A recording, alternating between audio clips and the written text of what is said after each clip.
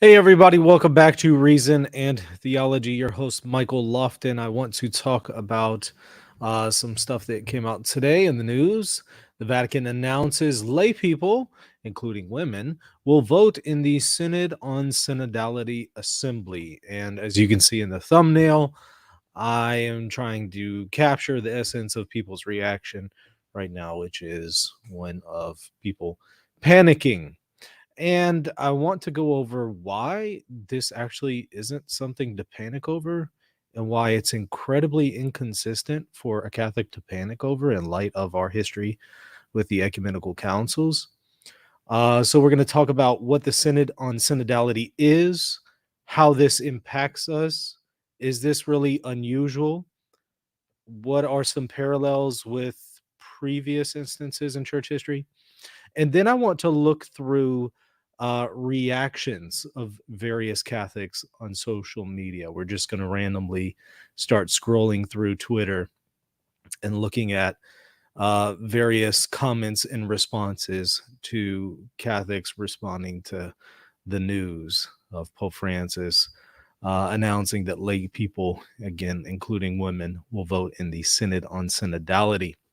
But let me first remind you about our sponsor for this program, realestateforlife.org. Let me pull it up on the screen so you can see their contact information. If you're looking to buy a home or sell a home and you want to support the pro-life movement, you certainly want to check them out, realestateforlife.org, and you'll also see the contact information there on the screen as well as the email and phone number. So certainly check them out. And while we're at it, let me remind you, please subscribe to Reason and Theology. Help me grow this channel so that I can reach more people with the content that I've been putting out. So if you've enjoyed it, you think this is something that people need to benefit from, help me by hitting the like button and the subscribe button. Also, check out my new free ebook. Yes, it's free. You don't have to pay anything for it. Free. Reasonandtheology.com. Go to the website and you'll see a pop-up for Church Chaos. Just simply click on the pop-up that shows up and it will ask for your email. You put that in and you'll get the book for free. As you can tell, this is about the chaos in the Catholic Church. And what I do is I give you biblical parallels for the situation that the Israelites experienced, and then compare it to what we're currently experiencing in the church. And then I also give biblical insights on how to properly understand and respond in a healthy way to the chaos in the Catholic Church. Okay, so let's talk about the Synod on Synodality. First, I'm going to read the article breaking the news, and then I want to take a look at the Code of Canon Law to explain what exactly a synod on synodality is, and then I want to take a look at our ecumenical councils and some instances from them that relate to this. And then lastly, we're going to go through social media and get people's reaction. So let's go ahead and begin. I'm going to share my screen. You should be able to see it now. This is from Catholic News Agency. Again, the title of the article is Vatican announces lay people, including women, will vote in Synod on Synodality Assembly. As soon as I saw this morning, I said, people are going to panic. And I was right. As the day progressed, yeah, people are panicking. I'll show you why it's not something to panic over. In fact, it's something incredibly inconsistent for us to panic over. The Vatican announced Wednesday that there will be lay people participating as voting members in the Synod on Synodality's October Assembly, a break with past custom, which allowed lay people to participate without the right to vote. Pope Francis will also approve every member in advance. The General Assembly of the Synod on Synodality will take place in two sessions, in October 2023 and October 2024. After the vote on a final document for the Assembly, the Pope alone decides whether to take any actions based on the recommendations in the final text or whether to adopt it as an official church document. The leadership of the Synod released information in a FAQ sheet April 26 about who will attend the 16th ordinary General Assembly of the Synod of Bishops in October, and how they will be chosen. The biggest change announced Wednesday was the removal of the auditor role, and past Synod's auditors included priests, religious, and lay people who did not have the right to vote in Synod deliberations. Now, these 70 members, who may be priests, consecrated women, deacons, and lay people, will be able to vote. They will be chosen by the Pope from among a list of 140 people selected by the leadership of this Synod's Continental Synod meetings. According to the Synod leadership, it is requested that 50% of the selected people will be women, and that the presence of young people also be emphasized. In selecting them, account is taken not only of their general culture and prudence, but also of their knowledge, both theoretical and practical, as well as their participation in various capacities in the Synod process, the FAQ sheet says. A second change states that 5 women religious and 5 men religious will be elected to represent their institutes of consecrated life, rather than 10 religious priests in the past. The last modification is that Pope Francis will personally choose the representatives of the Vatican dicasteries who participate in the assembly. It's a change, but it's not a revolution, Cardinal Jean-Claude Hollerich, Realtor General of the Synod on Synodality, told journalists during a meeting to explain the changes in April 26. He says, "Change is normal in life and history," he added. Approximately 21% of the total participation expected to be 370 people will be non-bishops, Hollerich explained, and so on. And you could read the rest of the article, but I think you get the point here. You get the gist. All right. What exactly is a synod of bishops? Let's go to the Code of Canon Law. Before I start to read this to you, I'll just give you a quick summary. The synod of bishops, for better or worse, I mean, we're not talking about the way synods have historically acted. We're talking about the synod of bishops as described here in canon law, a fairly recent phenomenon in history, is an advisory group. It's an advisory body that is there to advise Pope Francis. Pope Francis determines who is going to advise them, who participates. They have absolutely no magisterial authority, zero. They can't do any. They can't assemble, without the Pope. They can't just start issuing documents without the Pope. They have absolutely zero authority. It's no different than me and a whole bunch of other apologists getting together and hanging out at my house and starting to issue documents. There's just absolutely zero authority here. And that's the point. There's no intention in them actually having some kind of teaching authority here. That's not the purpose of their collection. The purpose is for them to come together and advise the Pope. And it is the Pope who will then consider what they have to say, take the good, reject the bad, and then the Pope will issue a document after the synod with what he believes is the way to proceed and will offer his teachings. So it's only the post-synodal, usually it's an apostolic exhortation, that will come after the synod that would be authoritative. And it's authoritative because it is the Pope's authority that backs up the document, not this group of bishops. Again, the Pope will take the good from them, discard the bad. And this Pope seems to be interested in getting, all right, let me get extreme progressives and let me get like extreme, conservatives, and let me just get them all together, extreme traditionalists, extreme conservatives, and everybody in between. Let me just get a good mix of people and get them all together and hear them all out. And then I'll say what I believe needs to be said and I'll teach it.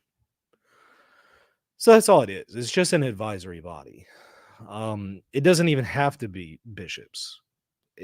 I mean, right now in canon law, that's the focus, is that the majority would be bishops. But the Pope could change canon law tomorrow and say the synod's going to be made up of laity entirely. He could do that. It's an advisory body to him. It's not a ecumenical council. It's not a council of bishops. It's not a local council. It's not a council at all. For a council, you do have to have only bishops teaching and voting. Let me redefine that. I should say only bishops voting. at the end of the day, or ordinaries, I should say. It's mostly going to be bishops, especially those who actually have a diocese and are active shepherds. Those are going to be the ones that would make up a council, and then they would teach as a collective body. That's not what the Synod of Bishops is. Synods historically have been synonymous with councils, and they have just been a collection of bishops who come together, perhaps on a local level, and they'll come together and they'll teach, you know. Or in some cases, synods would be made up of pretty much representatives from both East and West, and we would call them an ecumenical council. So synod is really just another word for council, but in the way it's being used here in this context, Synod of Bishops, it's not actually a council. Again, that's why I say the Synod of Bishops is kind of a recent phenomenon. It's not really what we would consider historically to be a synod made up of bishops that actually does have the authority to teach and historically did teach. Is it a bad thing? No. How is it a bad thing that you have a group of people advising the Pope? That's not bad. I mean, what fool would not want people to advise him? It's not a bad idea. But again, just don't confuse that with councils or ecumenical councils and things like that. And that's what unfortunately people are doing. They think that somehow this is a council, and now we have councils being made up of laity and made up of even women, and they're going to be voting in a council. That's not what's going on. It's an advisory body. And so it's perfectly fine to have a wide variety of people advising the Pope if that's what he wants. It's up to him. So the Synod of Bishops is a group of bishops, you'll notice here in canon law. It is primarily made up of bishops in canon law. Again, the Pope could change that right now if he wanted to. But it is generally a group of bishops that he selects and brings together in Rome to advise him. A Synod of Bishops is a group of bishops who have been chosen from different regions of the world to meet together at fixed times to foster closer unity between Rome, the Roman Pontiff, and bishops, to assist the Roman Pontiff with their counsel in the preservation and growth in faith of morals, and in the observation and strengthening of ecclesiastical discipline, and to consider questions pertaining to the activity of the church in the world. I imagine eventually this canon is going to be updated to reflect the participation of voting laity. It is for the Synod of Bishops to discuss the questions for consideration and express its wishes, but not to resolve them. Did you hear that? And I'm saying this because people are going to freak out whenever the Synod of Bishops comes about. What is it? October, I think. Whenever it begins, people are going to freak out because here's what's going to happen. I'm going to predict it for you. It's incredibly easy to predict. Anybody can do this. Just look at previous synods. What's going to happen is there's going to be some wild cards at the synod that the Pope has selected, and there's going to be some conservative and traditionalists at the synod that the Pope has also selected. And some people are going to propose wild things, and others are going to be like, no, you're abandoning tradition. And maybe the people proposing wild things aren't actually abandoning tradition. I mean, there actually could be some truth to that in some cases. The Pope's going to hear them out, but they're going to have absolutely zero authority in the end. The Pope will hear them out, and then he will release a document under his own name and under his own authority, based on whatever he wants. So notice that it does not have the ability to resolve the questions or issue decrees about them, unless in certain cases the Roman Pontiff has endowed it with deliberative power, in which case he ratifies the decision of the synod. That has not happened before. Now, I mean, historically, you've had plenty of synods that the Pope has ratified. But this relatively new concept, I believe it came about with Paul VI, this relatively new concept of the Synod of Bishops as an advisory body, it's never been endowed with magisterial authority by Pope yet. It could. The Pope could do it. I mean, the Pope could endow, a group of bishops, whoever he wants, with magisterial authority. He could effectively delegate his own authority to them, except he cannot delegate his infallibility to them. Okay, so the Synod of Bishops is directly subject to the authority of the Roman Pontiff. So they're not their own thing. They don't get to just start saying, "Hey, we're going to start teaching this and that," and who cares what the Pope says. That's not what's going on here. The Roman Pontiff, who convokes a synod as often as it seems opportune to him, he can do this as often as he wants, and designates the place where its sessions are to be held. He controls the whole thing. Why? Because it's an advisory body for him. This isn't an ecumenical council. This isn't some local or national council. It's not a council at all. It's an advisory body. So he can manipulate it however he wants because it's just an advisory body for him. It's not like he's manipulating a council. He doesn't even have to have them. He can just issue a document without them. He doesn't have to consult anybody. He's the Pope. It's wise to consult people, but he doesn't have to. The Pope could teach something tomorrow without any consultation. Again, probably not the most wise thing to do. He radios the election of members who must be elected according to the norm of special law and designates and appoints other members. So he picks them out, determines at an appropriate time before the celebration of a synod the contents of the questions to be treated. He determines what they're going to discuss according to the special law. He defines the agenda. Like he controls the whole thing. Why? Not because somehow he's manipulating things, but because this is his advisory body. It's not like he's trying to hold a council and manipulate them into teaching one thing and versus another. That's not what's going on. He determines who presides at the synod personally. He presides at the synod personally or through someone else. He could choose somebody to preside for him. He concludes, transfers, suspends, and dissolves the synod. A synod of bishops can be assembled in a general session, that is one which treats matters that directly pertain to the good of the universal church, such as a session is, or such a session is either ordinary or extraordinary. It can also be assembled in a special occasion. A synod of bishops assembled in ordinary general sessions consists of members of whom the greater part are bishops. The greater part. So the greater part are going to be bishops, but you could have others, priests or religious. At the sessions. A synod of bishops gathered in extraordinary general session to treat affairs will require a speedy solution consists of members of whom the greater part are bishops, and so on. A synod of bishops gathered in special session consists of members especially selected from those regions for which it was called according to the norm of the special law, blah, blah, blah, blah, blah. The Roman Pontiff concludes a session of the synod of bishops.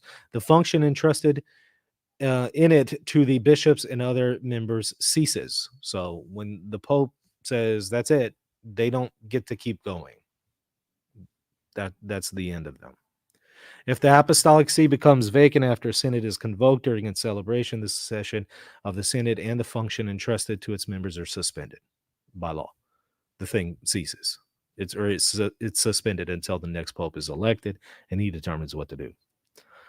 It does have a general secretariat who is permanent, who presided over by a general secretary who's appointed by the Roman Pontiff and assisted by the Council of the Secretariat. Furthermore, for each session of the Synod of Bishops, one or more special secretaries are constituted who are appointed by the Roman Pontiff and remain in the office entrusted to them only until the session of the Synod has been completed. And like I said, what will happen is after the synod assembles and they come up with a report advising the Pope, again, he'll take the good, discard the bad, and promulgate something on his own authority. So whenever these things happen, people automatically freak out because, again, everything tends to be public, and you'll hear some bishops say wild things. Poor catechesis, whatever, I don't know, but you'll hear some bishops say wild things, and other bishops will correct them and say, no, that's wrong. That's not a part of the faith. And you'll have that back and forth. Don't panic. Don't freak out. Yeah, it's sad that we might actually have some bishops out there who are poorly catechized. That is an issue, but don't panic and freak out and think that somehow the church's teachings are going to change because some bishop is saying something silly at a synod. That's not the way it works. They have zero magisterial authority. It's just an advisory body. You know, maybe the Pope should take a note of some of the people who lack catechesis and maybe not invite them next time or do something else with them. I don't know, but that's a different issue. But again, don't panic whenever it happens, because it's going to happen, because it happens every time. And I'm sure it's going to happen again. You would be horrified if you saw the ecumenical councils and how they worked, and you read their acts and you saw some of the things that were said there. You would be shocked and horrified. And that's actually what we're going to do right now. Uh, because here's the thing, right? So people are freaking out. Laity of women, they're participating in the Synod, and he's changing the faith, and blah, blah, blah, blah, blah. We're going to see the reactions here in a moment, but it's just so interesting because people are freaking out and panicking over lay participation in an advisory body. So it's not even a council. It has zero teaching authority, but they're freaking out over lay participation in that. Meanwhile, for crying out loud, we have an entire ecumenical council that was dictated by a layman. He determined the outcome of the thing in advance, got bishops who would go along with him, deposes bishops who wouldn't. So he determines which bishops will participate, and he says to them, here's what you're going to accept, or you're arrested. He literally determined the entire council from A to Z, a layman known as the Emperor Justinian.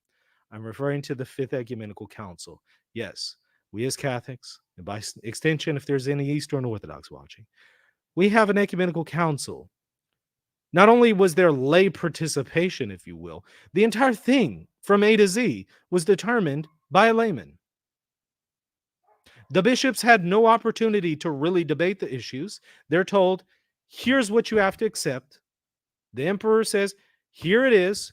You accept it. You don't like it, you're out. And I'm going to get bishops who are going to like it and agree, and those who don't, you're out. Isn't that way more significant than laity participating at an advisory body that's not even a council and has zero magisterial authority? I'm just blown away by the inconsistency here. If you are disturbed by laity participating in this, what do you do with the Fifth Ecumenical Council? It's not just the Fifth. I mean, the emperor intervening in the affairs of the church, especially ecumenical councils, is just all over the place in the first millennium. Now, I accept these councils because I believe that God writes straight with crooked lines. He can use those means to accomplish his end. But let's not kid ourselves. The bishops weren't deliberating things at some of these councils. They didn't have the freedom to do that. They're told, here's what you have to accept by a layman. And in some cases, the layman was a woman. Think of Empress Irene convoking the Seventh Ecumenical Council. Now, she didn't control it in the way that Justinian did. But still, now some might say, but the layman, the emperor wasn't a voting member of the councils. So what? He literally determined who the voting members were and basically told them, unless you agree with me and vote in favor of this document, you're out of here.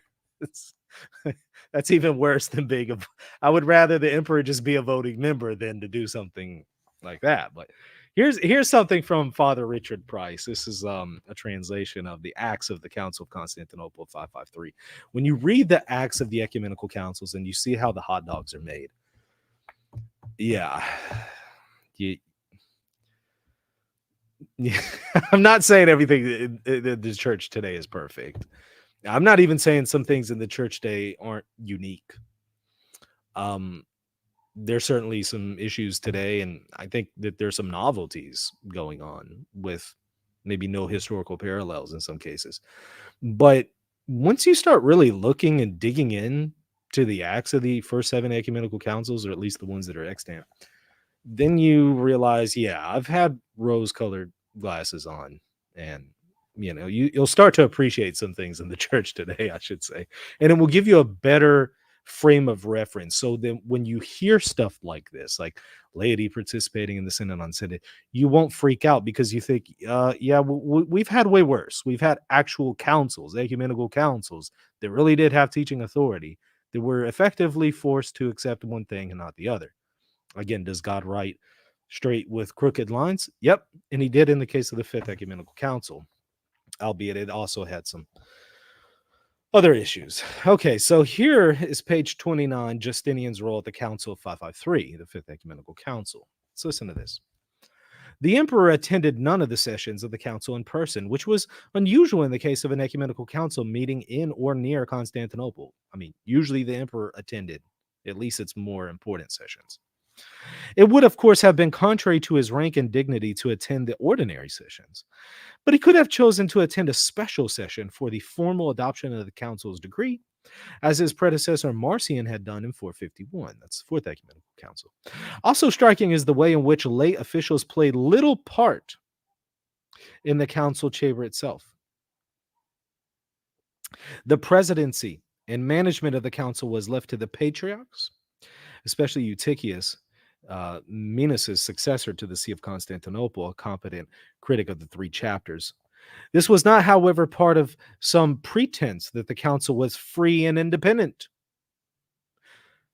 Rather, at the very first session, the emperor's envoy gave the bishops exact instructions on what questions were to be explored, what evidence they were to examine, and which conclusions they were to draw.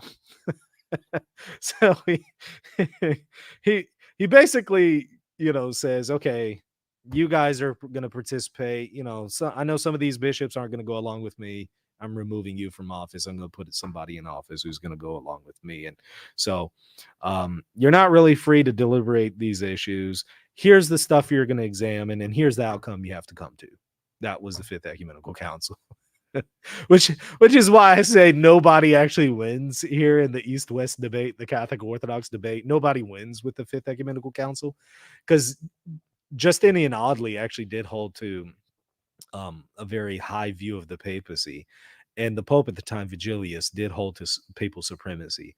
But it's obviously the case that there was a great deal of Caesaropapism going on with the Fifth Ecumenical Council. So, like, nobody wins with that as far as Justinian's ecclesiology. It's or at least the way the council behaved. Neither Catholic nor Orthodox really accept that kind of behavior for an ecumenical council, even though we accept its outcome. Again, God writes straight with crooked lines, but the means by which it was obtained, like, neither Catholic nor Orthodox want to back that up. So it's just, again, it's kind of a joke to whenever you hear people just freaking out over this stuff. It's like, goodness. But you hold to the 7 ecumenical councils. In fact, if you're a Catholic, you hold to 21 ecumenical councils, including the 5th. It's like, really? Okay. The council proceeded to follow the emperor's instructions to the letter. The acts show a maximum stage management and a total lack of spontaneity. Even the few recorded interventions from the floor followed an approved script. And he goes on, and again, I encourage you to look into it. Again, the whole thing, top to bottom, is determined by the emperor. The emperor brings the Pope there by force. Pope Vigilius puts him on house arrest because he doesn't want to actually attend the session. And that's a whole another issue. But yeah, so not only do we have a case of a layman having a role with the council, he literally determined everything A to Z, the outcome, the whole thing, which is way more than like a layman voting at an ecumenical council, which is not even the case here because, again, Synod of Bishops, not even a council, let alone is it an ecumenical council. So if the Pope wants to have laity advising him in this synod, it's perfectly fine. He can do that.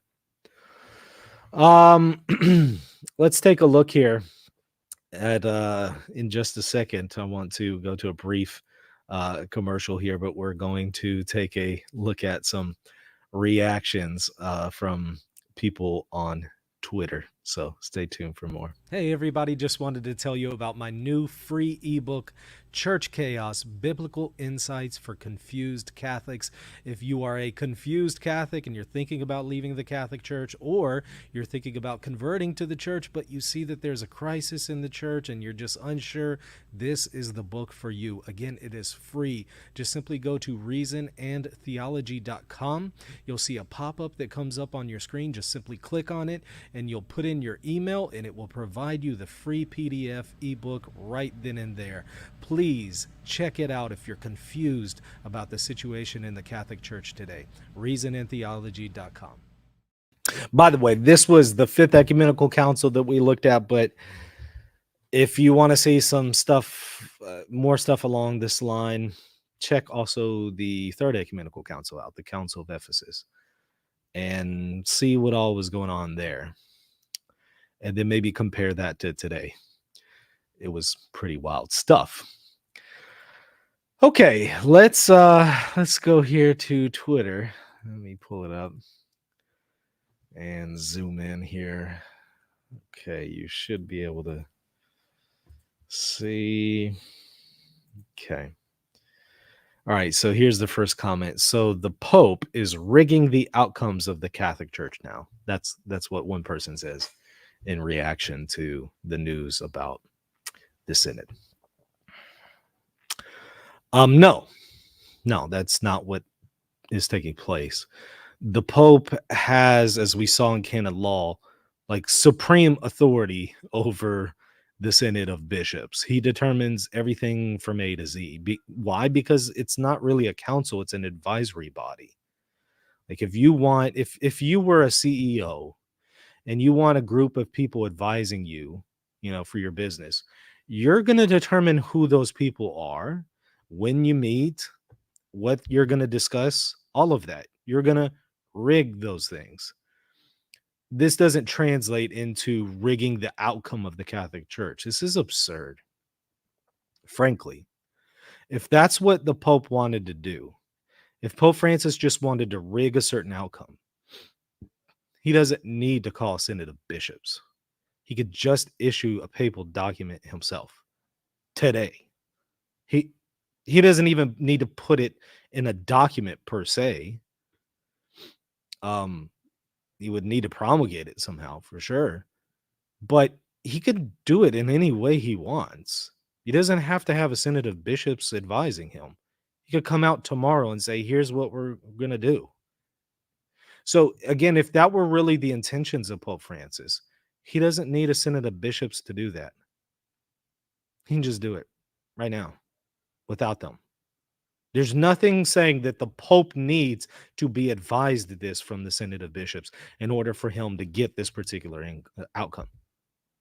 This is fiction. This shows that the person doesn't understand what the Synod of bishops is and what its purpose is. And so they're panicking. This person also begins to panic and says, if he starts allowing women or even trans into the priesthood, I'm sorry, but I'll be gone. No faith left in Pontifex, the Pope. But until that happens, I'm here.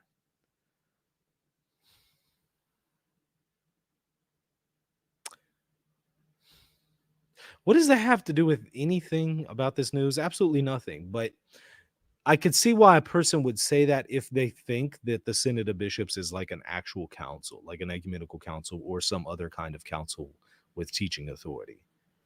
But it's not. So women factoring into the priesthood is not, doesn't even come up. Like it's not even a factor here. All right. This person says, I'm pretty sure it does change the episcopal nature of the assembly, because the moment anyone other than those legitimately entitled to vote is given a vote, the nature is changed. Even before this, we had non-episcopal participation.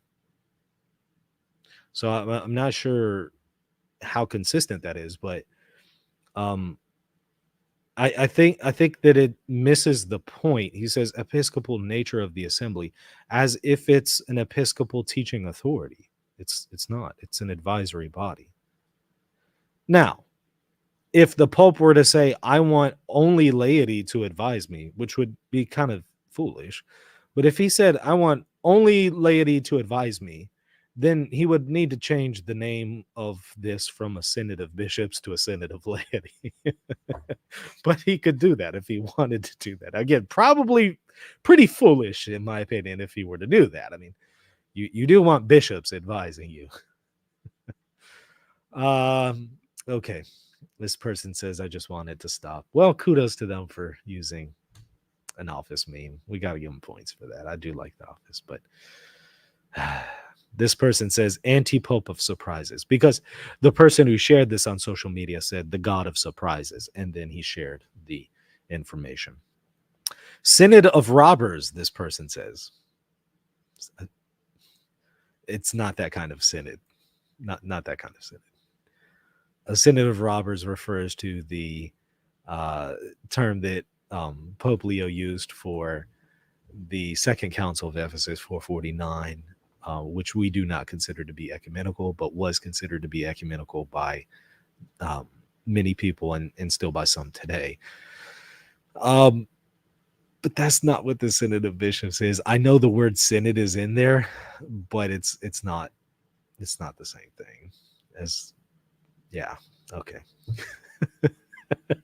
Is the Pope Catholic? Not this one, the person says. Because the Pope has laity advising him in an advisory meeting, like, that makes him non-Catholic. What do you do with the Fifth Ecumenical Council? You literally have an entire ecumenical council dictated by an emperor who's a layman. What? Okay. Welcome to the New World Church. Okay.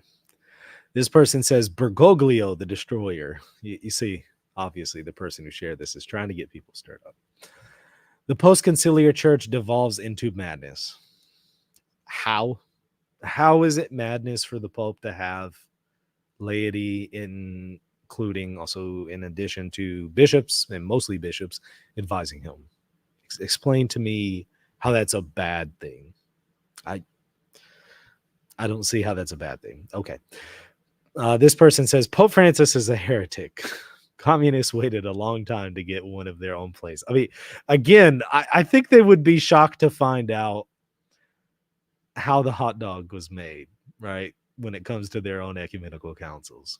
Would they say the same thing of their ecumenical councils that they hold to when they find out how some of these things were accomplished? I don't know. Let's see. This person says, when will God stop punishing us? Well, overreact much, it's not a punishment. It is no surprise that globalist darling Pope Francis is undermining the eternal word of Jesus Christ and is attempting to suffocate 20 centuries of an inspired Christian doctrine. By having lay participation in an advisory body, we got all that. What? Okay. Let's see. Just another brick in the wall. Too bad he's building his house on sand. All right. Pontifex is no longer vicar of Christ. So Pope Francis is no longer the vicar of Christ. He represents someone else who has basically corrupted all of our institutions. Guarantee these people don't know that the concept of the Synod of Bishops is a relatively new thing from Pope Paul VI. Why are they so bothered that a relatively new consultative body is being adjusted and modified? Do they think that the Synod of Bishops is something apostolic in nature? Do they think that we've always had one? Okay. Hastening the destruction of the great moral bastion, our holy Catholic Church. what would they think of the Fifth Ecumenical Council if that's what this is?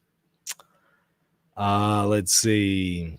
This person says he believes Benedict was the last pope because of this tweet. This person has some anti-Jewish things to say because of the tweet. This person says sin and win is the devil's trick. All religion are Satan's. Okay. This other person brings Hitler into it and says Hitler Bergoglio strikes again. He really needs serious prayer as he is speeding the coming and rule of Satan. Y'all think I was exaggerating when I tell you a lot of these people are stirring people up to believe that Pope Francis is preparing us for the Antichrist. You thought I was joking. I'm not. This is common. Let's see. What else we got here? Hold on tightly to the rosary. Okay. All right. Let's see here. Let me try to find some more. Well, I don't see a place where I can see more tweets on that one, so I guess that's it. Well, you get the point. People are freaking out. I got something to show you. I want to show this to you, and I promise I'm not trying to be mean, but I must confess that I am under the weather today, and that may contribute to the fact that I probably don't have as much patience with people today. I don't know. I have been just feeling pretty rough all day today.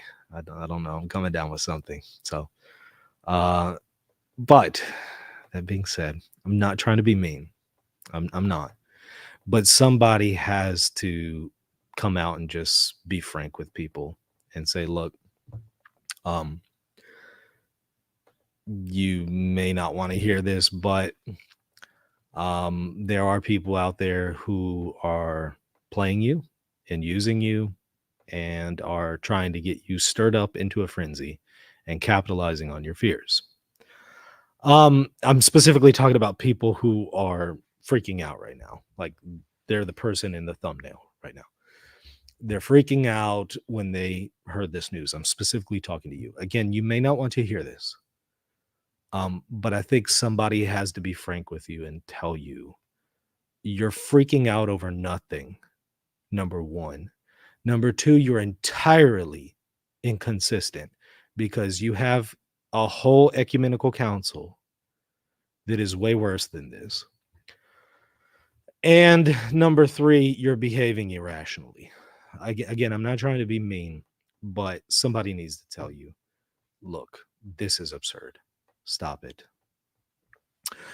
When I saw this and I saw people's reaction, I was reminded of something. I want to show this because I'm trying to use humor to communicate how absurd we are behaving, hoping that we would begin to maybe realize, yeah, maybe my reaction was a little silly.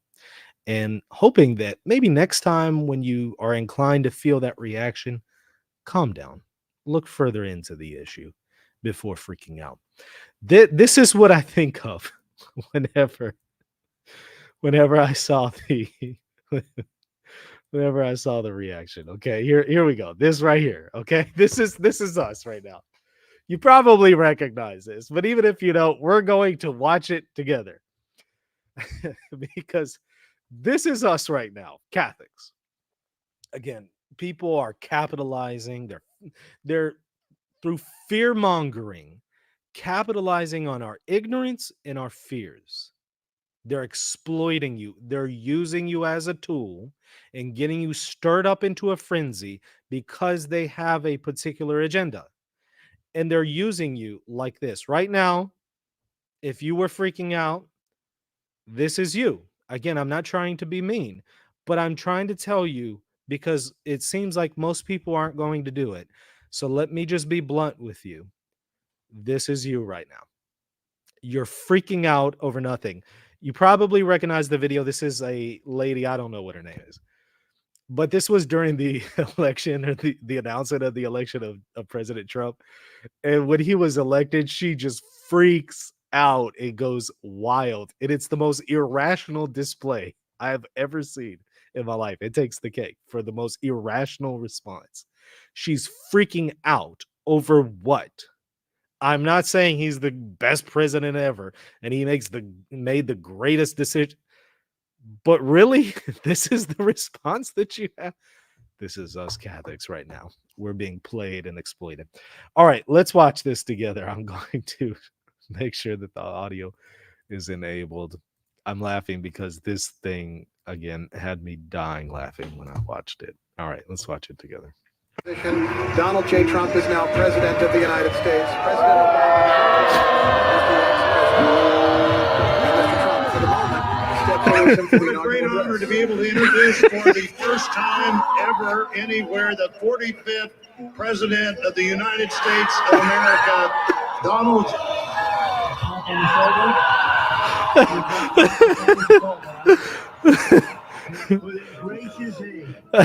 I am so sorry to my world. I am so sorry to my world. This is not what we want.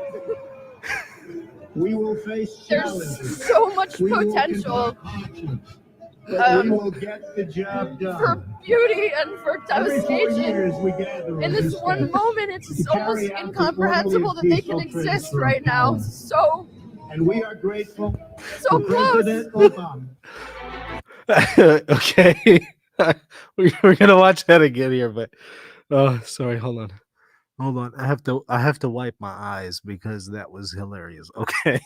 All right, hold on. Let me get my bearings here.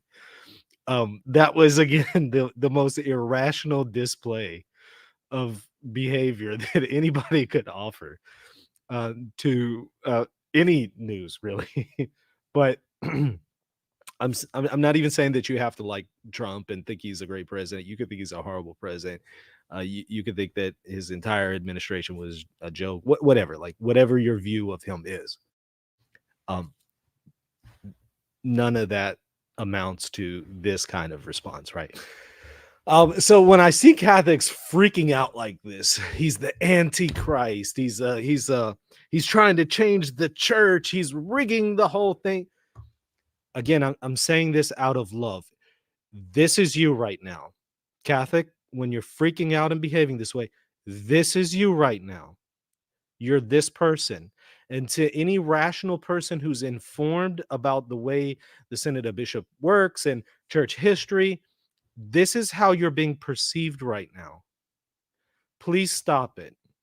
It's an inappropriate response. And I'm not saying it because this is just somehow unique to today's situation.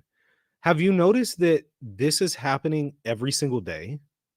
Every single day, there's a new piece of news, usually about Pope Francis, that people are freaking out about every single day. Have you noticed that? Because people are playing others. And if you're one of the people freaking out, people are playing you. They're capitalizing on your ignorance.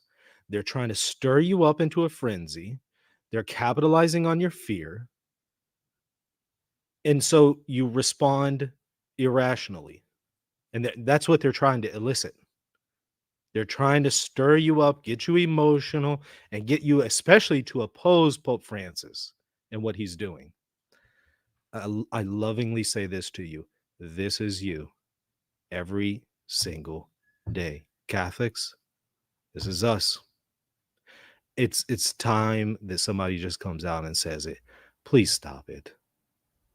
Just calm down. Take a breath. Take a step back before you go to Twitter and start to go crazy. Take a step back and look into the situation if you must. Like if somehow this is actually relevant to your life, then look into the situation. Do so calmly and rationally, not like this. Donald J. Trump is now president of the United States. President Obama is the ex-president. And Mr. Trump, for the moment, steps forward for the What a great inaugural honor address. to be able to introduce for the first time ever anywhere the 45th President of the United States of America, Donald. Tap on the shoulder. You adjust the microphone as you talk, man. And with a gracious aid. I am so sorry They have been To my world, I am so sorry to my world. This is not what we want. We will face challenges. There's so much We will potential confront hardships, but we will get the job done. for beauty and for Every 4 devastation. years we gather In on this these one steps moment, it's to almost carry out this incomprehensible that they can orderly and peaceful exist transfer of right now. power. So And we are grateful so to close. President Obama. Ignition. Lift off. All right. I get to make this comparison because I used to be one of these people who would freak out over the latest news of Pope Francis. I get to say these things because I've been guilty of it, right? I would hear the latest news about Pope Francis and freak out, just think, oh goodness, the world is coming to an end. The sky is falling. He's preparing us for the Antichrist. I used to be there. I've been there. I get it. But in reality, if you took a step back, that is you right now. That's you. It's time for us to, again, try to get some perspective. And I'm emphasizing this because something is going to happen tomorrow, and something will happen the next day, and something will happen the day after that. And there will be more news the day after that. And the day after that, there will be more news. And then during the Synod, there will be plenty of news then. That will happen every day then. A lot of the talking heads on social media are going to be throwing all kinds of stuff your way, getting you stirred up again tomorrow, the next day, the next day, the next day. It's going to be something new every day. I guarantee you, they won't let a day go by without capitalizing on your ignorance and fear. And I'm saying this out of love and charity. Stop being played. Stop being used as a tool. Take a step back. Maybe look into the situation more. Don't just rush to social media to express how you think that the world is going to end. Don't continue to perpetuate the lies and misinformation that is being shared on social media. So don't participate in it and don't react to it. If you have to share it to warn people of it. Get a link to whatever news they're sharing and share it on your social media saying, hey, be aware of this garbage. This is nonstop. This is just, this is nonsense. These are people who are trying to stir you up, and here's why it's wrong. Do whatever you can to offset it. Or at the very least, just don't share it.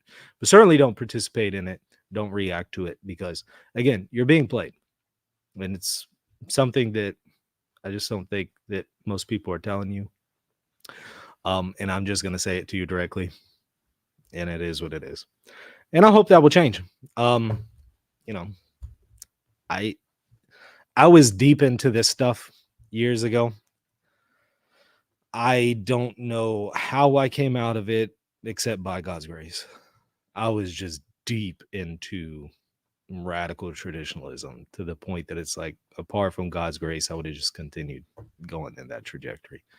And it's my prayer and hope that the same will be for you. And that when you see this video and you see, okay, there was actually a legitimate answer and solution to this thing. I was freaking out at first, but there was actually a legitimate solution here. And by the way, I was incredibly inconsistent because there's a whole ecumenical council that's way worse than this. When you see that, I want you to remember that the next piece of news that you'll hear tomorrow, the next day, that freaks you out. I want you to remember how you initially had that freak out panic reaction, and then you found out, wow, that was entirely irrational. I was behaving like that person freaking out, and it was incredibly uncalled for. So the next time you start freaking out, remember that, so that you realize, you know what, there's probably a reasonable solution to that. So let me not freak out. Let me move on with my day, and let me stop being played by people who are fear mongers. All right. Anyways, I hope this was helpful. If it was, let me know. Put it in the comment section. I want to hear your thoughts. If you enjoy these, you want to see more of these, you want to see me more commentary and more explanations on situations like this, please let me know. Put it in the comment section. And of course, hit the like button and the subscribe button. Also, check me out, patreon.com/reason and theology, if you want to support what I'm doing here. All right. See you later. God bless. Is it possible that ancient aliens created other ancient aliens? Ancient alien theorists say yes. But then, is it also possible that ancient aliens created the ancient alien theorists? And are the ancient aliens and ancient alien theorists led by the Vatican, headed by the Pope? Ancient alien theorists and certain unnamed Catholic YouTubers say yes. Tired of Catholic shows that peddle conspiracy theories that sound like something out of an Ancient Aliens episode? Check out Reason and Theology for a more reasonable take.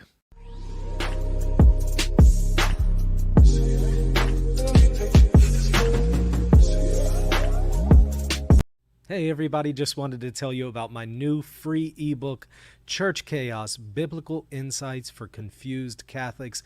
If you are a confused Catholic and you're thinking about leaving the Catholic Church, or you're thinking about converting to the church, but you see that there's a crisis in the church and you're just unsure, this is the book for you. Again, it is free. Just simply go to reasonandtheology.com. You'll see a pop-up that comes up on your screen. Just simply click on it and you'll put in your email and it will provide you the free PDF ebook right then and there. Please check it out if you're confused about the situation in the Catholic Church today. Hey, thanks for watching. Don't forget to hit the like button and the subscribe button. See you next time. God bless.